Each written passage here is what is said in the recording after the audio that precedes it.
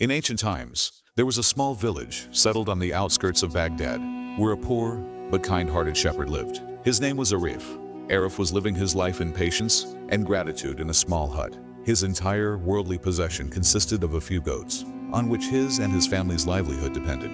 Arif's mother had passed away some time ago due to a severe illness. Now, his home included only his wife, Safiya, and a young son who was just learning to walk. Additionally, his ailing and frail father was a source of support. The old father had spent his entire life as a shepherd. He had lived his life in pastures, valleys, and jungles. The sun and hard work had etched lines onto his face, but his heart always remembered God, Allah, and his tongue always offered thanks. Time passed until one day, the frail father's health deteriorated significantly. Silence descended upon the hut. Arif sat beside his weak father, and nearby Safiya was tending to their little son. A gentle breeze was entering, and an odd stillness permeated the atmosphere. The old father spoke in a weak voice. "My son, Arif, my time is up. I am leaving no treasure for you, nor any property. My only assets are these goats. Their protection is entrusted to you. But keep one thing deeply embedded in your heart, which is the essence of my life." Tears welled up in Arif's eyes. He humbly said, "Father, the advice you give will be the support of my life." The old father said in a trembling voice, "I have spent my whole life hurting and have seen a lot. One thing has always been etched on my heart, that the person who spends in the way of God, Allah, who gives charity, God blesses his provision and saves him from calamities. Son, if you want your life to pass in peace and no great disaster to befall you, never stop giving charity. Sadaqah." Having spoken these words, the father took a long breath, uttered the kalima, the Islamic creed, with his lips, and holding Arif's hand in his, fell into an eternal sleep. It was as if a mountain had fallen upon Arif. Tears flowed from his eyes and he fell at his father's feet. Safiya also wept. On that very day, Arif buried his father, and standing at the grave made a pledge. "Father, your advice will be the lamp of my life. I promise that I will never stop giving charity, no matter how difficult the circumstances become." After his father's passing, Arif became even more serious and responsible. He knew that his wife, Safiya, and son now depended on him.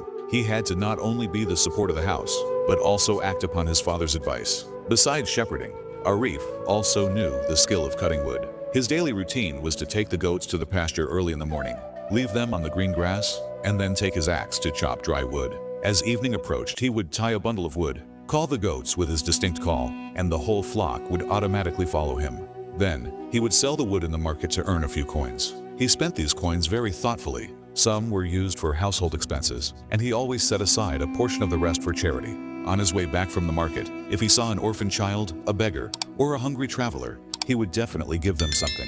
Sometimes bread, sometimes coins. Doing this brought a strange peace to his heart. Often, Safiya would ask, "Arif, we ourselves are so poor. Why do you give something in charity every day?" "Sometimes there is a shortage for our own house." Arif would smile and reply, "Safiya, my father always used to say that charity wards off calamities and brings blessings to provision. We are poor, no doubt, but giving will never lead to a shortage for us." Thus, days passed. Arif's life was moving along with patience, hard work, and charity. But a person's life is never the same. Sometimes there is peace and sometimes there is trial. And the true test is, at that time, to see how much a person trusts his Lord. One day, as usual, Arif left the goats in the pasture and began cutting wood. In the evening, he prepared the bundle of wood and gave his distinct call to the goats. The flock headed straight home. Arif, satisfied, went to the market to sell the wood. But he did not know that a masked thief was lying in wait in the bushes. He crept silently, stole a goat from the flock, and fled. The goat let out a faint sound, but Arif was far away. When Arif returned from the market, he saw Safiya standing at the door looking worried. Arif asked, "Safiya, what happened? Why do you seem so uneasy?" Safiya said nervously, "A strange thing happened today. All the goats returned as soon as they heard your call, but one goat did not return. I searched a lot, but she was nowhere to be found." Hearing this, Arif's heart sank. He immediately counted the goats. Indeed, one was missing. A burden came upon his heart. He remained silent for a while, then slowly said, "Safiya, it seems God has put us to the test. Perhaps a thief took it, but we must be patient. What we have is actually given by God. If one goat is gone, it was also his trust." Safiya lowered her head, but worry remained in her eyes. Arif reassured himself that this was a test of time. He remembered his father's advice. Charity averts disasters. In his heart, he gave thanks that perhaps a greater calamity had been averted in exchange for the loss of one goat. This was the beginning of the trial, but Arif had no idea that the difficulties would increase. Time went on, and one by one, his other goats also began to disappear. At first, he thought perhaps the goats were straying into the jungle, but the real truth was that the same masked thief continued to clean out the flock intermittently. Time passed, and the hardship in Arif's house increased. The goat milk, which was once available in abundance and even given to others, was no longer enough to meet the needs of his own family members. One day, it reached the point where Arif was left sitting with empty containers. Tears welled up in Safia's eyes. She said in a choked voice, "Arif, our son asked for milk today. I checked the container, and not a single drop came out. We used to give to others, but now we can't give to our own child." These sentences fell upon Arif's heart as if someone had struck him with a sword. Inside, he broke. He began to recall his father's advice that, "Son, never abandon charity, otherwise the blessing will be lifted from your provision." Arif thought, "I have been deprived of giving charity. Perhaps that is why God has constricted my provision." Now his problem had increased. If he did not go to the forest and bring wood to sell, how would the stove be lit? And if he did not send the goats straight home, the same thief would clean out the flock again. He was caught between two difficult paths. On one side, the fear of hunger. On the other, the loss of his goats. Poverty took up residence in the house. Safia's clothes were full of patches. There was no courage left to buy a new outfit for the son. Often, only lentil soup or dry bread was available to eat. Even in these circumstances, Arif would wake up at night, stretch out his hands to the Lord and pray, "Oh God, this is all your trial. I know that my charity has stopped, which is why the blessing has also ended. But oh Lord, grant me that abundance again, so that I can give to others. Keep me steadfast and grant me patience." Tears flowed from Arif's eyes as he prayed, but he did not lose courage. He was convinced in his heart that God would surely find a way. No matter how bad Arif's circumstances became, he never complained with his tongue. Poverty, the decrease in the number of goats, the hardship at home, he endured it all as a trial. In a corner of his heart, it was firm that he would never stop giving charity. One day he said to Safia, "I have made a decision. Now I will not take the goats to the jungle. They get stolen one by one there. Now I will go to the jungle myself. I will cut wood and also bring grass for the goats. This way, the goats will remain safe at home." Making this decision was easy, but in practice, Arif's effort doubled. Early in the morning, he would go to the jungle with his axe. He would cut the wood, tie the bundle, and take it to the market. After selling it there, he would first set aside a portion of the coins he received and give it to some poor or needy person. With the rest of the money, he would buy food and supplies for the house. Returning from the market, he would not come straight home, but would go back to the jungle. There, he would cut grass, load it onto his shoulder, and reach home at dusk. He would give the grass to the goats. Then, exhausted, he would sit on the ground. His labor had now doubled. Blisters began to appear on his hands. Lines of fatigue were visible on his face. But the light of faith remained in his heart. At night, when everyone was asleep, Arif would sit on the mat and think, "Will my charity ever bear fruit? Will all these difficulties end?" Then a voice would come from within his heart. God is with those who are patient. Thus, he would fall into prostration and pray, "O my Lord, I am content with your trial. What you have given is yours, and what you have taken is also yours.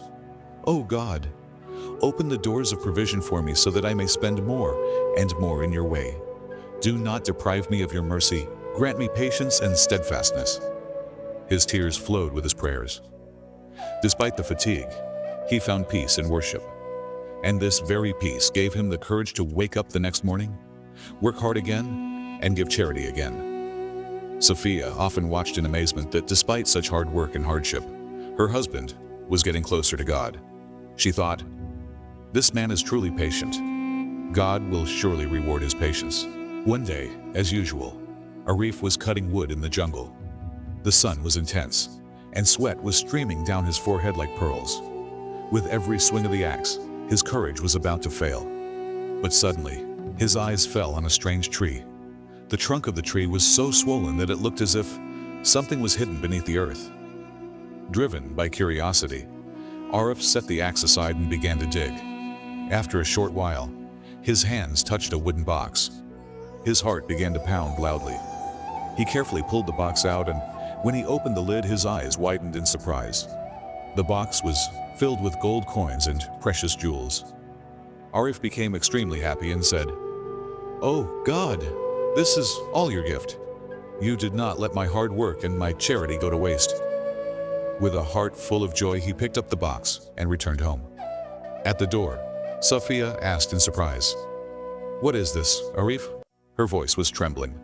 Arif smiled and replied, "Safiya, this is the help of God. He has blessed us with His mercy. I now decide that I will spend more than before in the way of God. This treasure is not for me, but for the religion of God and for the poor."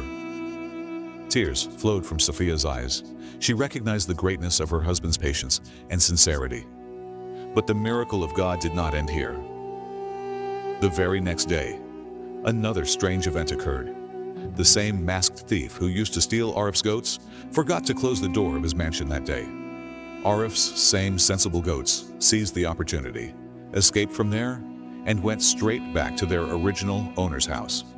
Seeing this scene, Arif and Safiya's joy knew no bounds. It was as if a miracle had happened. Arif shed tears of gratitude and said, "Safiya, look, my wealth was lawful, so it returned." The villagers were also informed, and the Qadi, the judge, was notified. Finally, the thief was caught. Everyone was surprised to learn that he was not a poor man, but a wealthy person from the village who, out of greed, used to steal the wealth of others to increase his own treasure. When the Qadi opened his account, all the stolen property was confiscated and returned to the original owners, and the thief was sentenced to severe punishment. Seeing all this, Arif said in his heart, "Indeed, unlawful wealth never lasts. It perishes in a moment. But lawful wealth and charity given in the way of God change a person's destiny." Now, Arif had his flock of goats back, and the treasure box had also changed his life. Peace came to his house, Safiya, and the son became well off. But above all, Arif became closer to God than before. He would tell everyone, "This is all the blessing of my charity. I will now spend more than before in the way of God." Thus, Arif's destiny turned around. Poverty turned into prosperity, and the villagers, impressed by his faith and generosity, used to say, "Indeed, the true blessing of charity changes destiny."